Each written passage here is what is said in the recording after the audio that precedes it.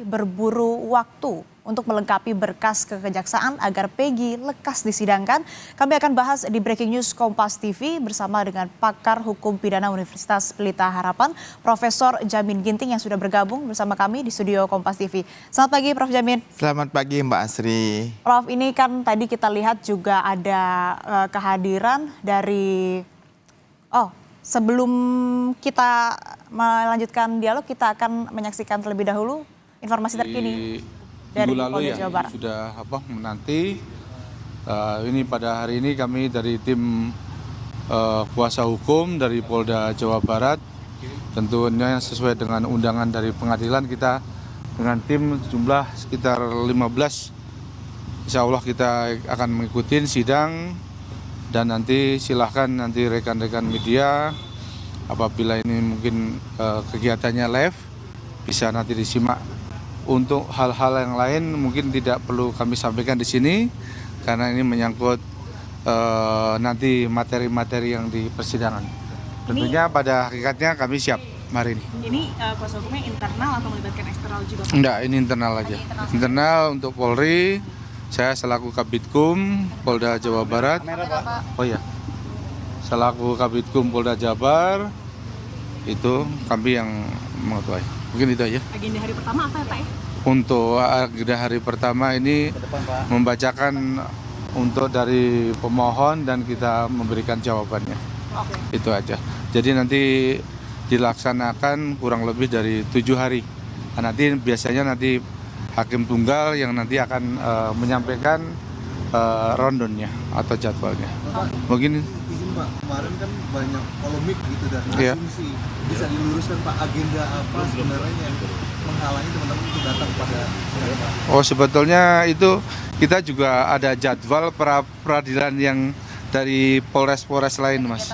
Ada kegiatan yang sama dengan pengadilan seperti di Jakarta Selatan, kita juga mewakili dari Polres Sukabumi ada gugatan pra-peradilan, kemudian dari Indramayu, ya kan? Dari Indramayu juga ada, kemudian dari Subang, itu yang Subang juga ada pra-peradilan terkait dengan kecelakaan yang mengakibatkan 12 korban yang kalau salah 10 korban.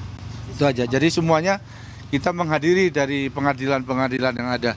Begitu padatnya, tapi insya Allah hari ini kita bisa melaksanakan itu aja. Makasih. Udah, makasih.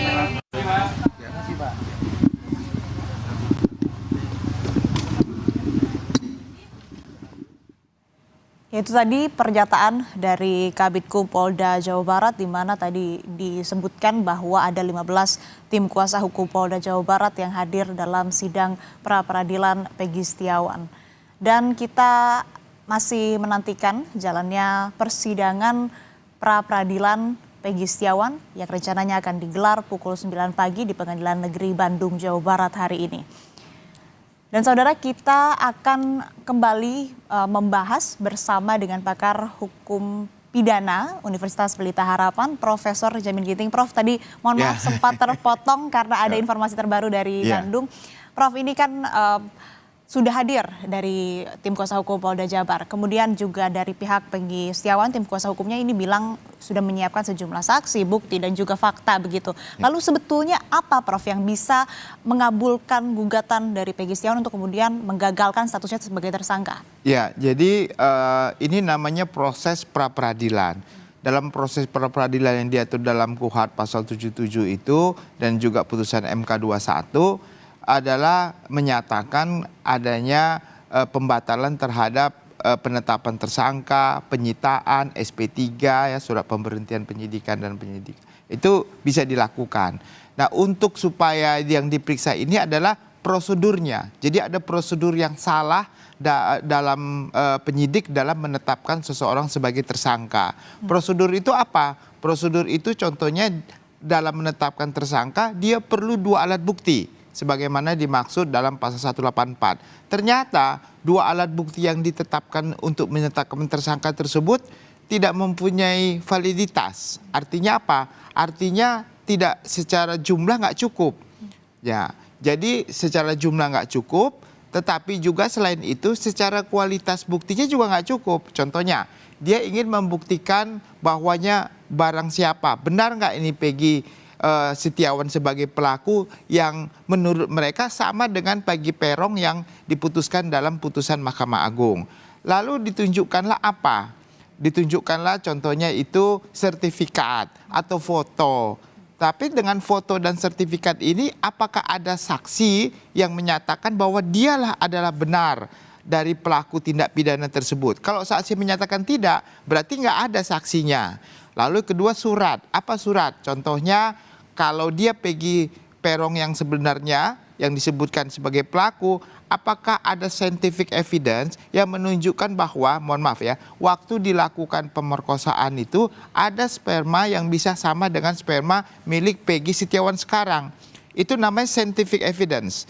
Dan menunjukkan bahwa DNA-nya, DNA dari Peggy Peron dengan DNA-nya yang sperma itu sama dengan Setiawan sekarang. Nah, kalau Peggy Setiawan DNA-nya tidak sama dengan apa yang di scientific evidence, ini tidak bisa dijadikan sebagai dia pelaku. Berarti bukan dia orangnya, salah orang. Jadi kenapa saya bilang katakan scientific crime investigation itu sangat penting dalam kasus pembunuhan. Jadi dia harus tentukan, karena kan dikatakan Vina ini kan diperkosa. Kan begitu kan, ada berdasarkan hasil ekshumasi ya, 10 hari setelah kejadian baru ketemukan ada sperma. Benar enggak? Karena dilakukan dia juga melakukan pemerkosaan. Ada enggak spermanya? Kalau enggak ada, berarti tidak terbukti selama ini kalau dia melakukan pemerkosaan. Dan dia bukan orang Peggy Setiawan, ya bukan pelaku. Yang harus dicari lagi adalah Peggy Peron yang sebenarnya ada dalam putusan tersebut. Jadi kalau nggak bisa dibuktikan, maka penetapan tersangkanya dianggap tidak sah begitu. Jadi prosedur. Baik, Prof, kita jeda sejenak, ini kita akan menyaksikan pernyataan terkini dari kuasa hukum di Pengadilan Negeri Bandung. Belum. Agendanya belum. Ahli pasti kami akan ajukan, pasti. Kami pastikan itu. Kira-kira seperti itu ya. Oke. Oke. Thank you. Clear ya. Oke. Masih Siapa? Iya makanya. Udah dari minggu lalu. Semua iya makanya.